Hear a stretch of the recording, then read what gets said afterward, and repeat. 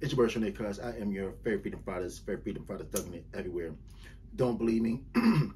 Ask that bitch nigga about me. You dig? Man, it just shows you how influential Peedi Crack really was, and he was really the underdog, and a lot of people really hated on him.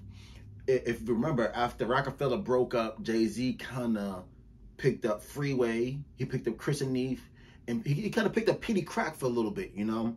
But we knew that shit wasn't really authentic.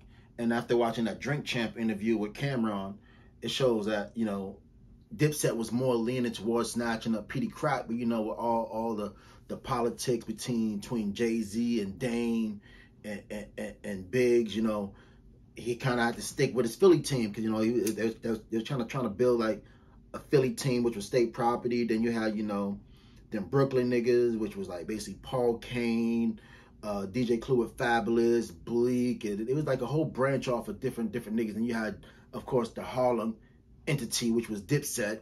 You know, I ain't gonna lie, Peedi Crack probably would have been a good look on Dipset with him being, you know, not as rugged looking like the rest of State Property, because, you know, everybody in State Property look like they've been through some shit. Oskino, Beans, Free, Emilio, you know, Peedi was, you know, he was a light-skinned nigga out the bunch, so he definitely stood out. But he looked more like a flashy nigga, like he belonged with Dipset and shit, you know what I mean?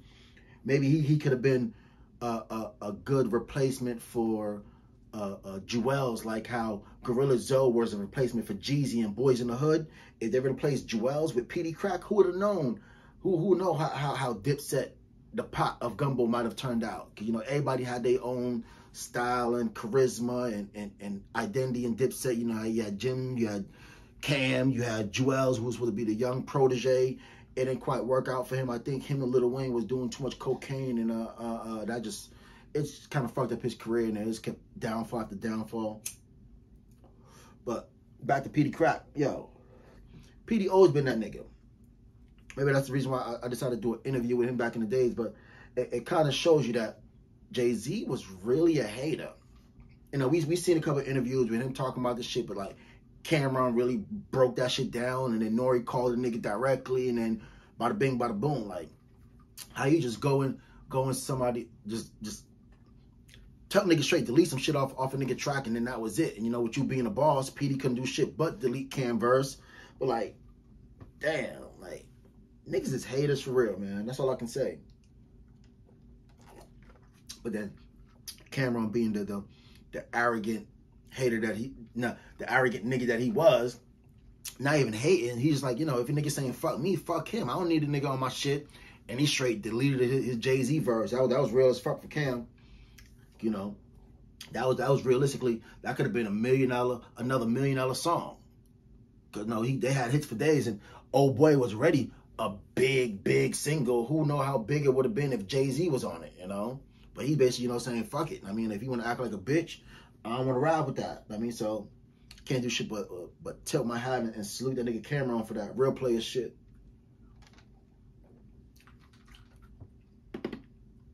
But I find it funny. It's not even funny because the Dipset reunion wasn't authentic. You know, Cameron and Jim Jones, they made up. We seen the shit was fake. You brought Uncasa on stage. Jewel's looking like a recovering crackhead, like still looking bad to this day. We didn't see no Hell Rel. We didn't see no A Mafia.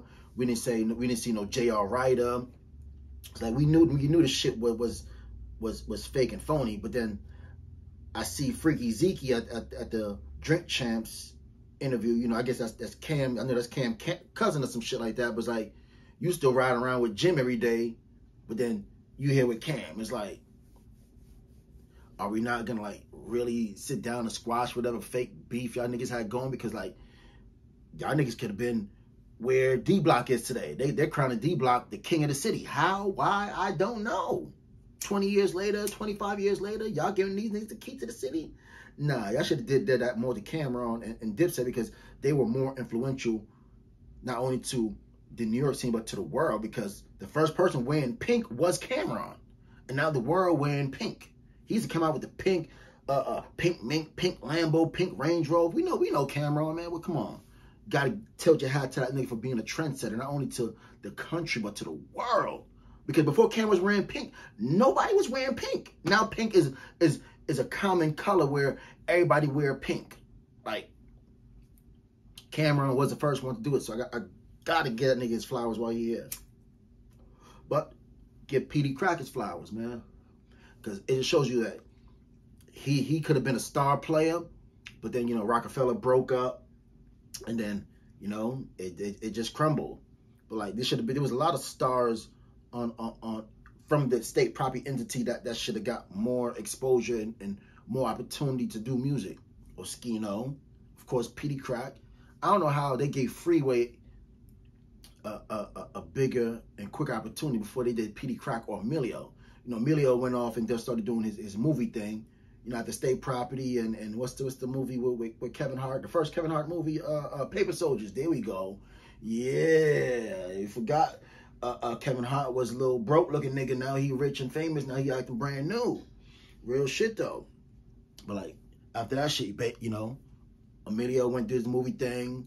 Oskino still in the hood. You know, Young Guns, they here, there, and I mean, they still keep their name trending because they, you know, they were the young boy group of state property. Hey, they had them commercial songs, ain't taking that from them niggas, but said they should have been pushing Peedi Crack before Young Guns. But you know, they wanted to, they thought it was like a clean boy band pop look. So you know, that's what these white executives look for. They don't want to go all the way niggerish. They want to go nigger, but still have some pop, dance, wiggle to the shit. You dig? Like, it's just the game. I mean, like, it is what it is. But like, Peedi Crack definitely one of the illest out of state property, and he was Puerto Rican, so you know you know, he could have switched it up, but they rather push all these other niggas, and you know, bad management. That's what you call that shit, bad motherfucking management. But I ain't gonna talk your motherfucking head out. What you think about Peedi Crack and him being an influence not only state property but to Dipset? Like, you see the relation with him and Cameron, tight than a motherfucker. Who would have known? Like, salute that nigga Cam. No matter what gang you claim, no, every nigga from the city was bumping that Confession of Fire, that SDE, that Come Home With Me was dope, that Purple Haze was dope. So they get to stop acting like this nigga Cameron ain't have an impact on this motherfucking industry. Like Trinidad and James said, the last time the city was popping was the Dipset era. And that was a motherfucking fact. And everybody in the city got mad at that nigga.